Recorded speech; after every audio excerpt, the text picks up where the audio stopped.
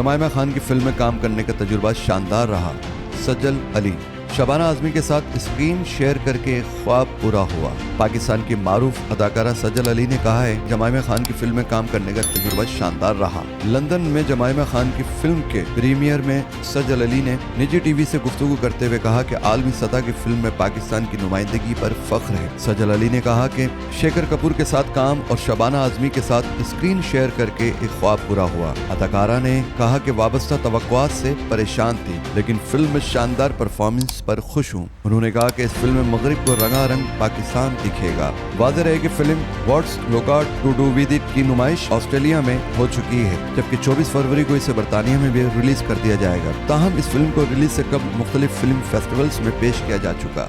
मजीद videos देखने के लिए हमारी वीडियो को लाइक करें, सब्सक्राइब करें और बेल आइकन को जरूर क्लिक करें ताकि आने वाली वीडियो आप तक बआसानी पहुंच सके।